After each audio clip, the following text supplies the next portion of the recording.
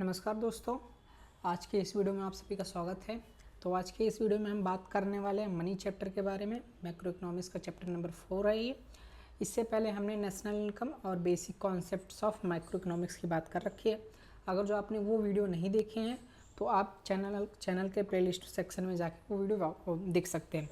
इसके साथ साथ ही अगर जो आप CUT 2025 की प्रिपरेशन कर रहे हैं तो आप हमारे साथ जुड़ सकते हैं। हमारा एक संघर्ष बैच है जो रिसेंट में शुरू होने वाला है। इसमें आपको 9 महीने तक लाइव क्लासेस दी जाएंगी। 9 महीने के अंदर आपको English, history, political science, economics जैसे सब्जेक्ट्स पढ़ाए जाएंगे और इससे रिलेटेड सारे इंपॉर्टेंट क्वेश्चंस, सारे कॉन्सेप्ट आपको क्लियर कराए जाएंगे।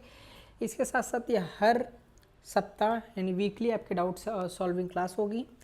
इसमें टेस्ट सीरीज भी आपको दिया जाएगा और साथ साथ में आपकी मेंटरिंग भी की जाएगी।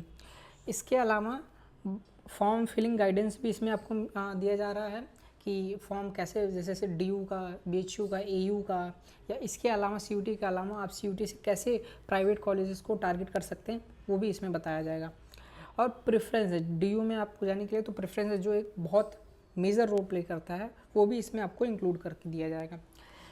ये इस बैच का जो एक मिनिमम कॉस्ट है 2500, आप इसको इनरोल कर सकते हैं। और साथ में अगर इसके अलावा कुछ और भी जानकारी जो आपको चाहिए, इस नंबर पे आप कांटेक्ट करके आप जानकारी ले सकते हैं। तो चलिए आज का वीडियो हम शुरू करते हैं। मनी, तो पहले हम समझते हैं कि मनी होता क्या है। पैसा, जिसे हम मुद्रा या करेंसी या मनी से हम क्या समझते हैं। तो एक सिंपल सा डेफिनेशन है, बहुत ही सिंपल है। वो कुछ भी, एनीथिंग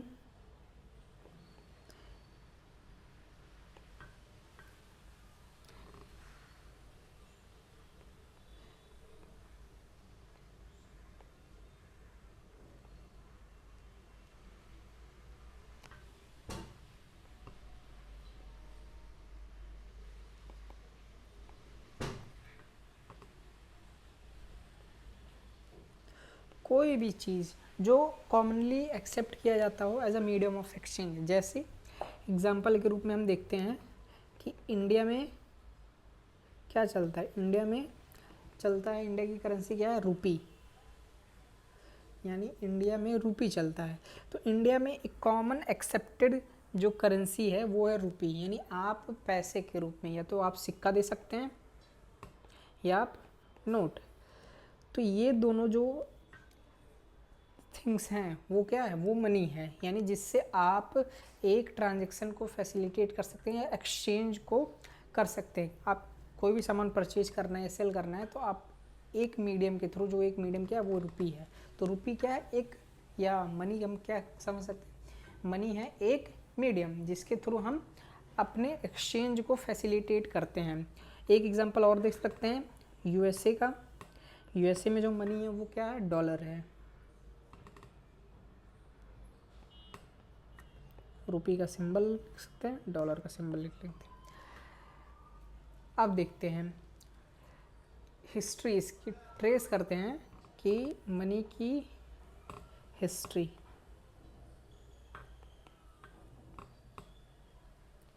हिस्ट्री ऑफ मनी, यानी मनी का इवोल्यूशन कैसे हुआ, कैसे मनी जो आज हम देख पा रहे हैं पेपर करेंसी या कॉइन करेंसी के रूप में, वो एक फॉर्म में आया कैसे, वो एक मीडियम एक्सेप्ट कैसे हुआ। तो सबसे एंशियंट टाइम में, पुराने काल में, जब जो एक्सचेंज होता था वो होता था गुड्स टू गुड्स, यानी goods for exchange for goods, यानी सामान के बदले वो सामान लेते थे, पैसे के बदले सामान नहीं, सामान के बदले सामान लेते थे। और इसी सिस्टम को हम लोग बोलते हैं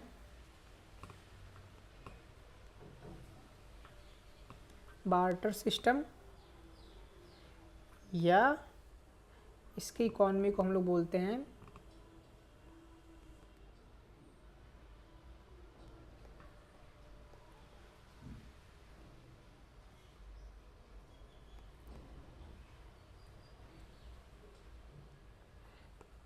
कमोडिटी टू कमोडिटी इकोनॉमी, यानी जहाँ पे एक सामान के बदले दूसरा सामान एक्सचेंज किया जाता है। अब इधर एग्जाम्पल के साथ समझते हैं, एक एग्जाम्पल देखते हैं।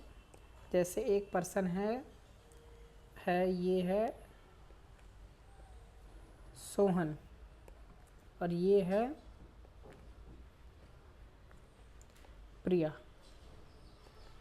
अब प्रिया के पास क्या है, प्रिया के पास हम मान लेते हैं एक टेबल है, और सोहन के पास क्या है, सोहन के पास एक चेयर है। अब सोहन को टेबल चाहिए और प्रिया को क्या चाहिए, प्रिया को चेयर चाहिए। तो प्रिया टेबल का एक्सचेंज चेयर से कर लेंगे, यानी चेयर प्रिया ले लेंगे और टेबल सोहन ले लेगा। तो इसको बोलते हैं बार्टर सिस्टम, यानी एक सामान के बदले दूसरा सामान एक्सचेंज हो रहा है। यहाँ पे कहीं कोई करेंसी नहीं आ रही है, कहीं कोई मनी नहीं आ रहा है, कहीं कोई ट्रांजैक्शन नहीं हो रहा है। तो ऐसे सिस्टम को बोलते हैं बार्टर सिस्टम। तो एंशियंट टाइम पीरियड में जब स्टेट फॉर्मेशन हो रहा था, यानी आप समझ सकते हैं हड़प्पा के टाइम या उससे पहले भी जो न्यूलिथिक पीरियड था, तो उसमें ऐसे एक्सचेंज होता था, यानी एक चीज़ को दूसरी चीज़ से हम एक्सचेंज करते थे। फिर इवॉल्व हुआ हमारा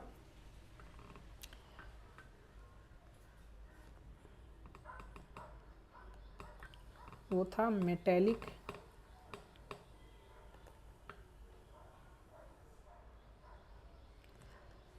फिर जब स्टेट फॉर्मेशन हुआ उसी के साथ साथ इवॉल्व हुआ मेटल, यानी मेटल्स के यूज़ जब बढ़ गए। जैसे स्टार्टिंग में हड़प्पा के केस में होता है कि वो एक ब्रॉन्ज इस्तेमाल करते थे, फिर गंगा वैली सिविलाइजेशन आता है जिसमें वो गोल्ड आयरन का इस्तेमाल करते हैं, फिर ऐसे गोल्ड आया।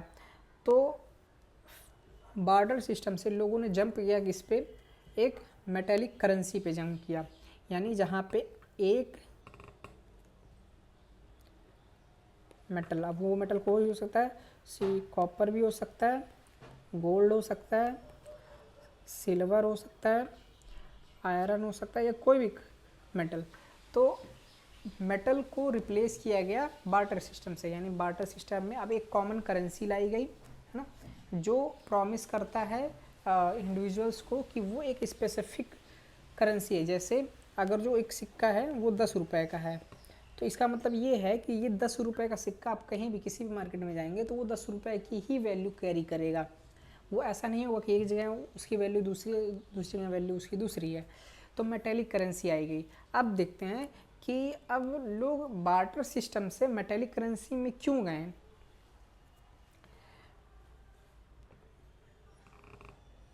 क्वेश्चन है वाई बार्टर सिस्टम, यानी अगर जो कोई सिस्टम फेल हो रहा है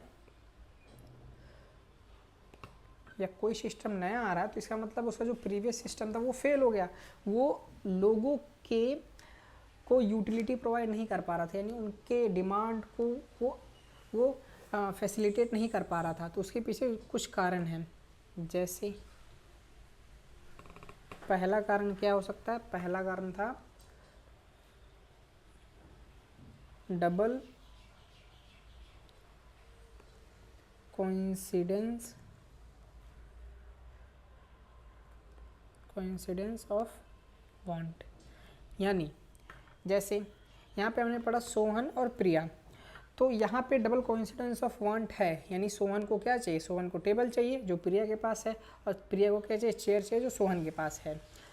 पर अगर वो सपोज कर लेते हैं कि सोहन को टेबल नहीं चाहिए होता, सोहन कहता नहीं मुझे तो टेबल नहीं चाहिए, पर वो प्रिया को क्या, प्रिया को चेयर चाहिए होता है, यानी सोहन के पास तो चेयर है तो प्रिया को चेयर मिल सकता है सोहन से, पर लेकिन प्रिया के पास टेबल है, तो अगर सोहन को देने के लिए प्रिया के पास कुछ भी नहीं है, तो इस केस में जो एक्सचेंज होगा वो पॉसिबल नहीं हो पाएगा, क्योंकि उन दोनों के पास कोई एक कॉमन कमोडिटी ऐसी नहीं है जिससे वो एक्सचेंज को पॉसिबल कर सकें। इनकी डिमांड कुछ और है, इनकी डिमांड कुछ और है, ये सप्लाई कुछ और कर रहे हैं, ये सप्लाई कुछ और कर रही हैं।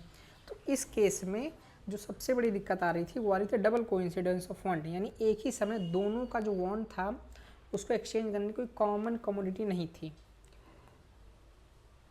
दूसरा दिक्कत क्या था? दूसरा दिक्कत था lack of common unit of value. इसको ऐसे समझो, इसमें कॉमन यूनिट ऑफ वैल्यू यानी आप कुछ भी आपके आसपास देखो, बॉटल देखो, पेंसिल देखो, कोई पोस्टर देखो, कोई नोटबुक देखो, कोई बुक देखो, तो उसकी एक वैल्यू है और उस एक यूनिट की वैल्यू है। जैसे अगर जो कोई आदमी 1 केजी एप्पल सेल करता है, तो उस 1 केजी एप्पल यानी एक यूनिट की, एप्पल की एक यूनिट मान लेते केजी, उसकी एक वैल्यू है जो किस टर्म में है? वो मनी के टर्म में है कि 1 केजी आप एप्पल लेंगे तो 120 रुपीज़ या 100 रुपीज़ आपको देना पड़ेगा। तो कमोडिटी के केस में, बार्टर सिस्टम के केस में कोई कॉमन यूनिट, कॉमन उस यूनिट की वैल्यू नहीं थी। अब जैसे ही इसमें अब टेबल की कोई यूनिट नहीं है कि एक टेबल की कॉस्ट इतनी है, या चेयर की कोई यूनिट नहीं है, तो यानी ये वैल्यू तो होल्ड कर रहे हैं पर एक कॉमन यूनिट नहीं है। तो इस केस में अगर जो कोई इंसान, अब जैसे ही सोहन के पास तो अभी चेयर है, पर सपोज कीजिए अगर जो सोहन के पास चेयर नहीं होता या आलू होता, 2 केजी आलू मान लेते हैं, तो क्या ये ट्रांजेक्शन हो पाता? नहीं। इसमें तो गुड्स के बदले गुड्स एक्सचेंज हो रहे थे, पर क्या ये ट्रांजेक्शन हो पाता? नहीं हो पाता। क्यों? क्योंकि एक कॉमन यूनिट नहीं है। अगर कॉमन यूनिट नहीं है, क्योंकि अब टेबल तो कॉस्टली होता है, उसमें प्रोडक्शन ज़्यादा लगता है, उसमें लेबर ज़्यादा लगता है, उसके कंपैरिजन में आलू में लेबर ज़्यादा लगता है पर उसकी कॉस्ट ऑफ प्रोडक्शन कम है। तो इसीलिए यहाँ पे ट्रांजैक्शन नहीं हो पाएगा क्योंकि एक कॉमन यूनिट नहीं है। इसलिए जो दूसरा पॉइंट था वो lack of common unit value था। अब तीसरा जो पॉइंट निकल के आता है वो है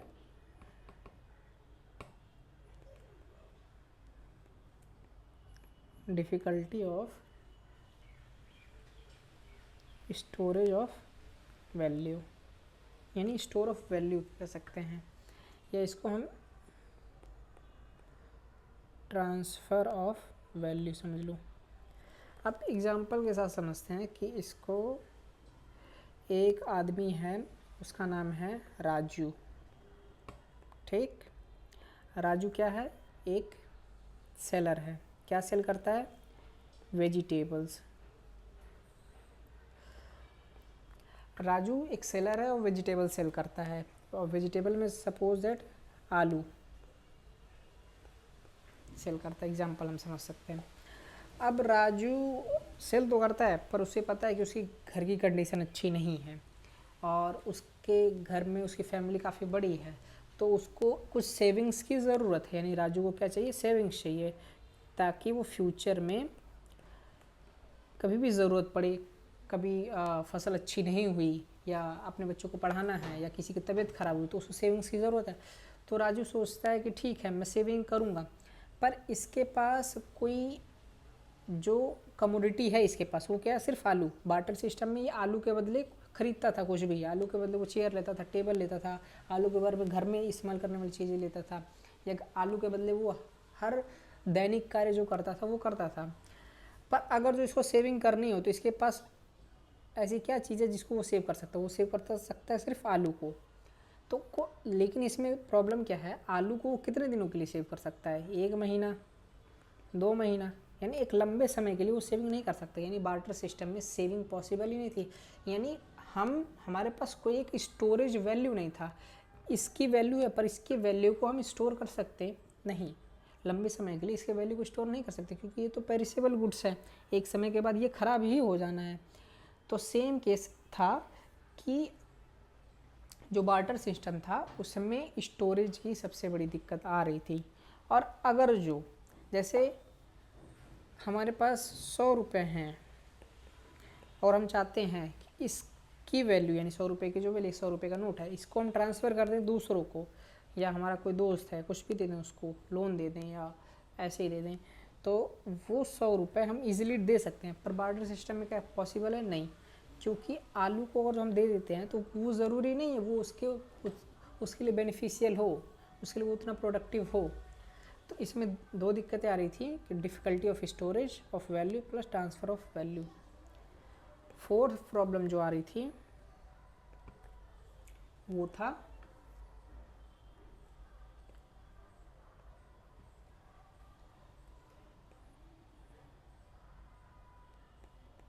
डिफ़िकल्टी ऑफ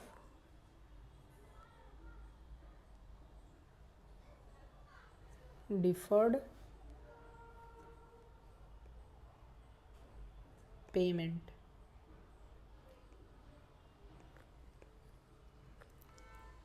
यानी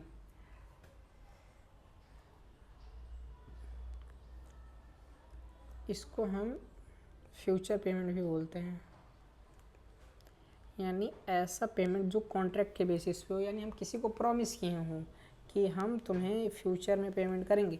पर अगर हमारे पास गुड्स हो, सिर्फ कोई भी एक गुड हो, कोई भी गुड हो सकता है, वो टेक्सटाइल का कपड़ा हो सकता है, कोई खाद्य पदार्थ हो सकता है, कोई भौतिक वस्तु हो सकती है, तो हम उसको प्रॉमिस किस बेसिस पे करेंगे कि हम तुमको फ्यूचर में पेमेंट करेंगे? क्या हम ये कहेंगे कि ठीक है आज तुम हमारे घर काम कर दो, एक लेबर हम हायर करते हैं, हम कहते हैं कि आज तुम हमारे 10 दिन का काम है, 10 दिन हमारे घर काम करो और 10 दिन के बाद हम तुम्हें पेमेंट करेंगे 10 केजी आलू। क्या ये पॉसिबल है? नहीं, पॉसिबल नहीं है। क्यों? क्योंकि अब ज़रूरी नहीं है कि ये 10 किलो आलू वो उसको ज़रूरत हो। तो जो फ्यूचर पेमेंट का एक स्कोप होता है वो स्कोप ख़त्म हो जाता है इसमें बार्टर सिस्टम में। इसके वजह से बार्टर सिस्टम को रिप्लेस किया गया किससे? मेटेलिक यानी करेंसी सिस्टम से, यानी मनी सिस्टम से।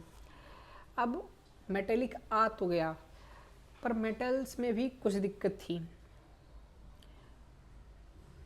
जिसके वजह से लोग शिफ्ट हुए करेंसी। अब एक चीज़ ध्यान में रखने वाली बात है कि जब कोई एक सिस्टम लोग स्क्रैप करके दूसरे सिस्टम पे जाते हैं तो ज़रूरी नहीं है कि वो जो इनिशियल यानी फॉर्मर सिस्टम रहता है वो पूरी तरह से ख़त्म हो जाता है।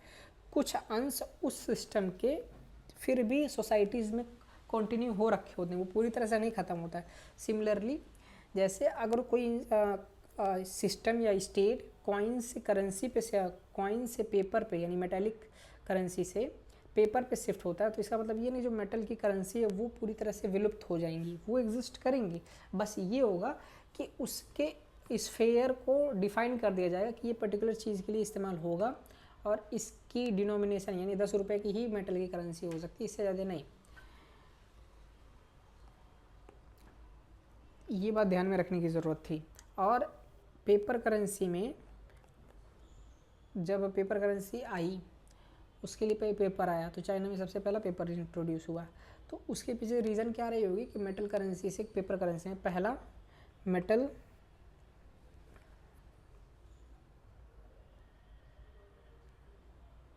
हार्नेसिंग यानी मेटल को या माइनिंग कह सकते हैं। अगर जो हमें पेपर मेटल चाहिए और पॉपुलेशन बढ़ रही थी, हर युग में पॉपुलेशन बढ़ती है, तो पॉपुलेशन एक लार्ज स्केल पे जब बढ़ जाती है तो करेंसी इकोनॉमी को फैसिलिटेट करने के लिए करेंसी होनी चाहिए, क्योंकि स्मूथ फंक्शनिंग किसके बेसिस पे होगी? जब तक ट्रांजैक्शन नहीं होगा। तो उसके लिए बहुत बड़े पैमाने पे हमें मेटल की ज़रूरत पड़ेगी। तो वो पॉसिबल तक था। क्यों? क्योंकि माइनिंग एक बहुत ही इंटेंसिव लेबर एक्टिविटी है, माइनिंग करने के लिए बहुत ही लेबर लगते हैं और फिर उसके बाद उसको मेल्ट करना, फिर करना। उसके कंपैरिजन में पेपर को बनाना बहुत आसान था। पेड़ को काटो और पेपर उसको मैन्युफैक्चर कर लो। तो माइनिंग के कंपैरिजन में पेपर मैन्युफैक्चरिंग एक लेस लेबर इंटेंसिव है। तो पहला रीज़न ये था कि मेटल को हार्नेस करने या माइनिंग करने में बहुत लेबर लगते थे। दूसरा रीज़न ये था कि मेटल बहुत बल्कि होता है,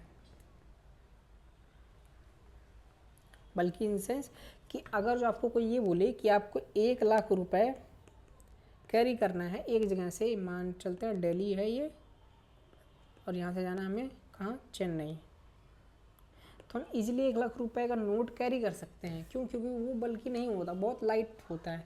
पर वहीं अगर कोई बोले 1 लाख रुपए की करेंसी लेके जानी है, आपको 2-2 रुपये 4-4 रुपये के सिक्के, 10-10 रुपये के सिक्के लेके जाने हैं, 5-5 रुपये के सिक्के लेके जाने हैं, तो वो बहुत डिफ़िकल्ट हो जाएगा 1 लाख रुपए कैरी करना, क्योंकि बहुत बल्कि होगा, बहुत स्पेस ऑक्यूपाई करता है। तीसरा वजह क्या रहा होगा?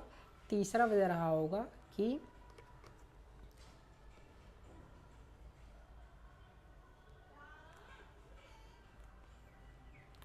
स्टोलन, या इसको मिसलेनियस भी बोल सकते हैं कुछ, कि जैसे अब कोई कॉइन है तो उसके चांसेस ज़्यादा है कि अब वो स्टोल हो सकते हैं, गिर सकते हैं, या कहीं ऐसे जगह चले जाएंगे जहाँ गायब होने के चांसेस हैं, या मिसप्लेस हो सकते हैं। इसीलिए मेटल की करेंसी उतनी सक्सेसफुल नहीं रही, पेपर की करेंसी उससे ज़्यादा सक्सेसफुल रही। इसलिए लोगों ने मेटल से पेपर पे शिफ्ट हुआ। हालांकि मेटल पूरी तरह से रिजेक्ट नहीं किया, मेटल अभी भी चलता है, कॉपर का उसके साथ पेपर करेंसी भी चलती है। अब हम देखते हैं नेक्स्ट टॉपिक जो हमारा है वो है फंक्शन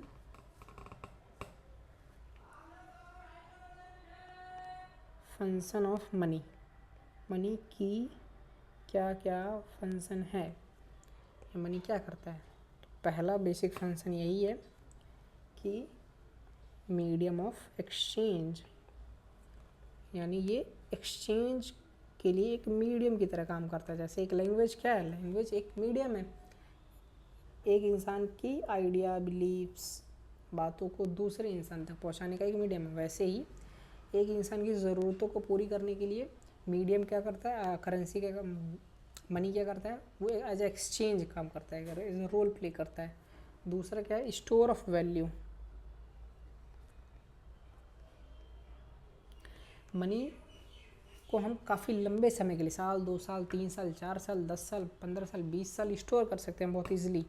तो यानी उसके वैल्यू को हम स्टोर कर सकते हैं। तीसरा मेजर ऑफ वैल्यू, हम मेज़र कर सकते हैं। जैसे 1 केजी का दाम, 1 केजी एप्पल का दाम 120 है, तो हमने 1 केजी को मेज़र कर लिया किस सेंस में? मनी के टर्म्स में। तो यानी मनी से हम किसी भी चीज़ की वैल्यू को मेज़र कर सकते हैं। चौथा फंक्शन क्या है?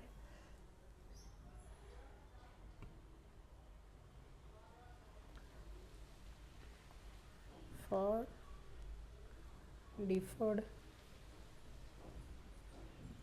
पेमेंट, यानी कॉन्ट्रेक्चुअल बेसिस पे जो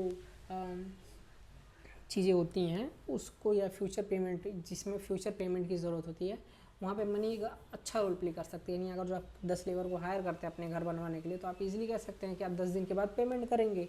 या आप कोई काम देना चाहते हैं किसी फ्रीलांसर को, तो आप कहते हैं आप काम करो, आपको हम फ्यूचर में पेमेंट करेंगे। तो मनी बहुत ईजिली तरीके से डिफर्ड पेमेंट के लिए इस्तेमाल किया जा सकता है।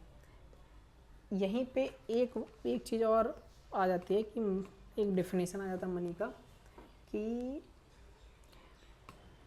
मनी इज व्हाट,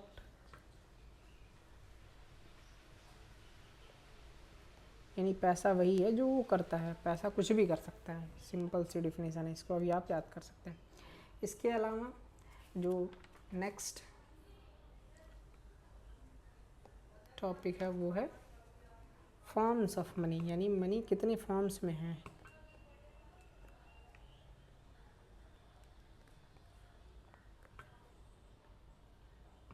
तो पहला फॉर्म जो है वो है फिएट मनी।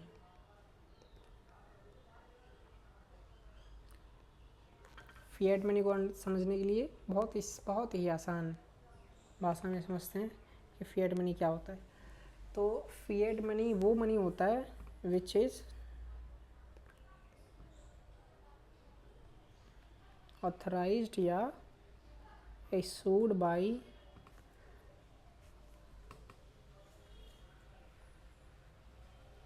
सेंट्रल गवर्नमेंट और इट्स टेटिव्स। यानी फिएट मनी वो होता है, इसे हम लीगल टेंडर भी बोल सकते हैं। यानी वो लीगल टेंडर जो गवर्नमेंट या उसके रिप्रेजेंटेटिव के ने प्रॉमिस किया हो कंज्यूमर को, या प्रोड्यूसर को, या सप्लायर को, डिमांडर को, कि वो मनी एज अ करेंसी इस्तेमाल किया जा सकता है। एग्जाम्पल के साथ समझते हैं कि 10 रुपये का नोट, 10 रुपये का नोट क्या है, एक लीगल टेंडर है, यानी इसे गवर्नमेंट इशू करती है, गवर्नमेंट ने या आरबीआई इशू करता है, तो वो एक लीगल टेंडर है। तो फिएट मनी वो होता है जो एक लीगल टेंडर हो, जो नॉर्मली करेंसी एक्सेप्टेड हो या गवर्नमेंट के थ्रू प्रॉमिस किया गया हो। इसी का जस्ट अपोजिट है दूसरा, वो है फ्यूडिशरी मनी।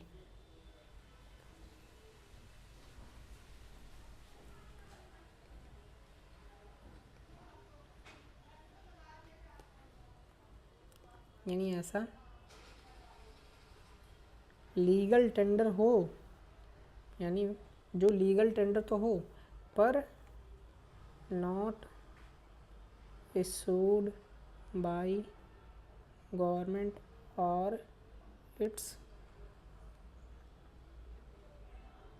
टिप्स, यानी जो एक लीगल टेंडर हो, यानी इकोनॉमी में उसको as a medium of exchange तो एक्सेप्ट किया जा रहा हो, पर वो गवर्नमेंट ने इशू नहीं किया हो, ना ही उसकी रिप्रेजेंटेटिव कोई बॉडी हो वो इशू किया। एग्जाम्पल के रूप में हम देख सकते हैं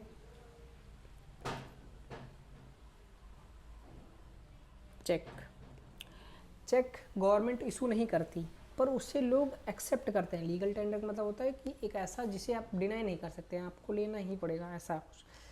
तो चेक एक लीगल टेंडर है, यानी आप उसके बेसिस पे एक्सचेंज पॉसिबल है, पर क्या ये गवर्नमेंट के द्वारा इशू की गई है, नहीं, तो इसलिए चेक क्या होगा, वो एक फिड्यूशियरी मनी होगा। तीसरा फॉर्म जो है वो है फुल बॉडीड मनी।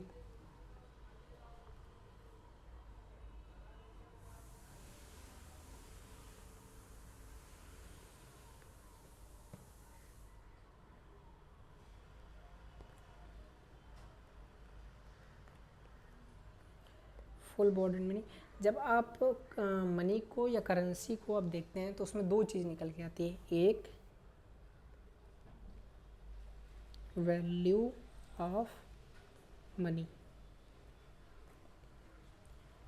दूसरा निकल के आता है वो है commodity value.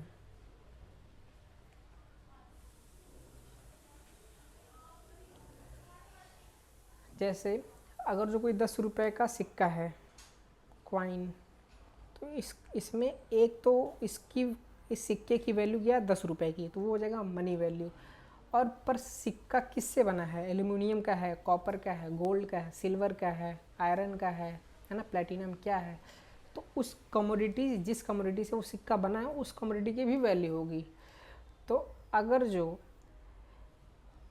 Full bodied money वो होता है जहाँ पे कमोडिटी यानी वैल्यू ऑफ मनी बराबर हो जाए किसके, वैल्यू ऑफ कमोडिटी के, या वैल्यू ऑफ मनी कम हो कमोडिटी ऑफ वैल्यू के।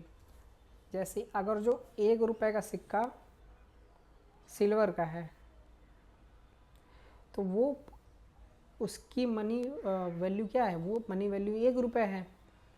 और जबकि अगर वो 1 रुपये का सिक्का 10 ग्राम का है तो उसकी कमोडिटी वैल्यू 50 रुपये के आसपास होगी, 50 या 60 रुपये के आसपास होगी। तो यहाँ पे जो मनी वैल्यू है वो लेस हो जाता है किससे, कमोडिटी वैल्यू से। ऐसे मनी को बोलते हैं full bodied money. Ancient time period में गोल्ड की इसका एग्जाम्पल था, इसका एग्जाम्पल सिल्वर था। अभी भी कुछ करेंसी जैसे कॉपर की करेंसी, अब कॉपर लीजिए या एल्यूमिनियम लीजिए, तो कुछ कुछ करेंसी ऐसे आता है जिसकी मनी वैल्यू उसकी कमोडिटी वैल्यू से कम होती है या इक्वल टू होती है। और चौथा फॉर्म जो है वो है क्रेडिट मनी।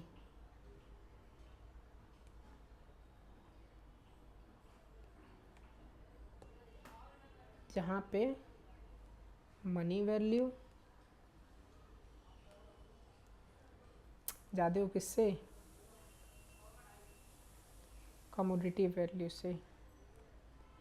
यानी 10 रुपये का नोट ज़्यादा होगा पेपर से, नोट किससे बनता है, पेपर से, तो कमोडिटी वैल्यू क्या होगी पेपर की, उतने छोटे इतने बड़े पेपर की वैल्यू 2 रुपये या 1 रुपये या जो भी हो, उससे 10 रुपये नोट, यानी जो उस नोट की जो कीमत है वो 10 रुपये है, वहीं पेपर की कीमत क्या है, कम है।